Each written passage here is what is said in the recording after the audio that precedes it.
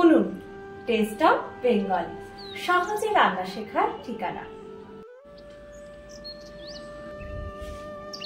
আজ আপনাদের মোচার একটা বিশেষ পদ রান্না করে দেখাচ্ছি। সব প্রথমে তাই মোচা আমি ছাড়িয়ে নিচ্ছি। আজকে যে রান্নাটা করছি এই রান্নায় শুধু মোচার ভেতরের সাদা অংশটা আমি নেব, অন্য অংশগুলো রান্নায় ব্যবহার করব না। মোচা খেতে আমাদের খুবই ভালো লাগে, কিন্তু অনেকেরই হয়তো মোচা ছাড়ানোটা খুব ঝামেলার কাজ মনে হয়, তাই মোচা রান্না খুব একটা করা হয় না। কিন্তু আমি আপনাদের অন্যান্য ভিডিও মোচার অন্যান্য রেসিপি আপনাদের যখন দেখাবো তখন আপনারা দেখবেন যে মোচা ছাড়ানো কতটা সহজ, কোনো ঝামেলার কাজ না। আর ওইভাবে ছাড়ালে আপনারও মোচা ছাড়াতে ভালো লাগবে।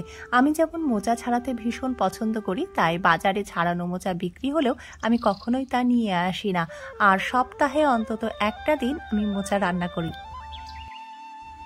দেখুন মোচার লাল খোলাগুলো আমি ছাড়িয়ে নিয়েছি। এইবারে এই মোচাটা আমি আগুনে ঝলসে নেব, ঠিক যেমন ভুট্টা আমরা বা কর্ন ঝলসে নিই সেই রকম ভাবে মোচাটাকে আমি ঝলসে নেব। একেবারে নতুন ধরনের একটা রেসিপি, অন্য ধরনের রান্না আপনাদের সাথে আমি আজ এটা শেয়ার করে নিচ্ছি।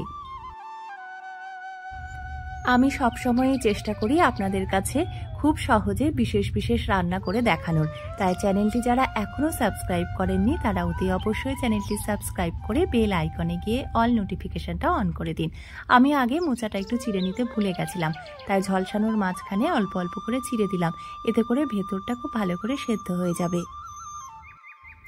শুধু ইউটিউব না, আপনারা কিন্তু ফেসবুকেও পেয়ে যাবেন উনুন টেস্ট অফ বেঙ্গলের পেজটিকে। মোচা ঝলসানো হয়ে গেলে আমি এটা খুব ভালো করে ধুয়ে নিচ্ছি, আর উপরের যে অংশটা একেবারে ঝলসে গেছিল সেটা ফেলে দিচ্ছি। আপনাদের কাছে আমি একটা বার্তা সবসময় পৌঁছানোর চেষ্টা করি যে খাবার এবং জলের অপচয় করবেন না, খাবার ভাগ করে নেবেন, এতে ভালোবাসা বাড়ে। মোচা ধোয়ার পর আমি এইভাবে ছোট ছোট করে কেটে নিচ্ছি। এরপরে এটা বেটে নিতে হবে, সেটা আপনারা শিলনোড়াতেও বাটতে পারেন বা এইভাবে মিক্সিতেও পেস্ট করে নিতে পারেন। নিরামিষ মোচার ঘন্ট, মোচা চিংড়ি, মোচার চপ, মোচার পাতুরি, আপনারা অনেকেই অনেক কিছু খেয়েছেন। একদিন মোচাকে এইভাবে রান্না করে খাবেন, দেখবেন খুব ভালো লাগবে। একেবারে নতুন স্বাদের এই রেসিপি আমি আগেও বললাম। মোচাটা বাটা হয়ে গেছে, এবারে একটা রসুন আর তার সাথে 2 চামচ সাদা সর্ষে, 1 চামচ কালো সর্ষে আর কয়েকটা কাঁচা লঙ্কা নুন দিয়ে বেটে নিচ্ছি। সর্ষে বাটার সময় নুন লঙ্কা দিলে কিন্তু সর্ষের তেতো ভাবটা কমে যায়। বাটা হয়ে গেলে আমি মোচার সাথে সেইগুলো মাখিয়ে নিলাম, মশলাটা মাখিয়ে নিলাম। আর এখানে নিয়েছিলাম 250 গ্রাম চিংড়ি, এই চিংড়িটাও আমি এবারে বেটে নিলাম। রান্না করার পরে আমার একটা জিনিস মনে হয়েছে, পুরো চিংড়িটা না বেটে অর্ধেক যদি বাটতাম আর অর্ধেক কুচো করে দিতাম তাতে স্বাদটা বোধহয় আরও ভালো লাগতো। এর মধ্যে এবার দিয়ে দিলাম আমি পরিমাণ মতো লবণ আর সামান্য হলুদ, সাথে দিয়ে দিলাম 1/2 চামচ মতন চিনি, সর্ষের তেল দিয়ে দিলাম 4 টেবিল চামচ মতন, আর লঙ্কা দিয়ে দিলাম 3 থেকে 4টে। আমি একটা কলা পাতা ধুয়ে নিয়ে তাওয়ার উপরে বসিয়ে দিয়েছি। আপনাদের কাছে কলা পাতা না থাকলে সরাসরি কড়াইয়ে বসিয়ে দেবেন।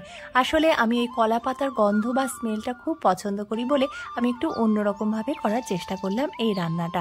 একটা কলা পাতা দিয়ে আমি ঢেকেও দিয়েছিলাম, আঁচ কমিয়ে 10 মিনিট ঢাকা রেখেছিলাম। এবারে বুঝতে পারছি যে তলায় ধরে আসছে, তাই আমি একটু উল্টে পাল্টে দিচ্ছি আর আরও একবার 2 মিনিটের জন্য ঢাকা রেখে দিচ্ছি। আমি বারবার বলছি কলা পাতা না থাকলে কিন্তু আপনারা সরাসরি কড়াইতে বসাবেন। আমি এটা কিন্তু পাতুরি করছি না, পাতুরি করলে সুতো দিয়ে বেঁধে আমি আলাদা আলাদা করে করতাম। আমি কলা পাতার গন্ধটা এনে এর মধ্যে একটা আলাদা ঘ্রাণ নিতে চাইছি বলে এই কলা পাতাটা ব্যবহার করছি। আর আমার হাতের কাছে আজ কলা পাতা ছিল, সেই কারণেই দিতে পেরেছি, নয়তো কলা পাতা ছাড়াই আমি রান্না করতাম। এরপরে কলা পাতা সরিয়ে আমি 2 মিনিটের জন্য মোচাটা ভেজে নেব, এতে করে সর্ষের ঝাঁঝালো ভাবটা চলে যাবে। আর এই ভাজার সময় কিন্তু কোনো তেল দেবেন না। খাবার সময় গরম ভাত দিয়ে খাবার সময় এই মোচার উপরে 1 টেবিল চামচ সর্ষের তেল ছড়িয়ে দেবেন। গরম ভাতের সঙ্গে মোচা চিংড়ির এই পদটি খেতে কতটা ভালো লাগে সেটা আপনারা যতক্ষণ না নিজে খাচ্ছেন বুঝতে পারবেন না। এই রেসিপিটা আপনাদের প্রিয়জনের সাথে অতি অবশ্যই শেয়ার করে নেবেন, কারণ শেয়ারিং ইজ কেয়ারিং। আর হ্যাঁ, কমেন্ট করে জানিয়ে যাবেন যে এই পদটির নাম কি দেওয়া যেতে পারে। হয়তো আপনার নামকরণ করা নামটাই হয়ে যাবে বিশেষ এই পদের নাম।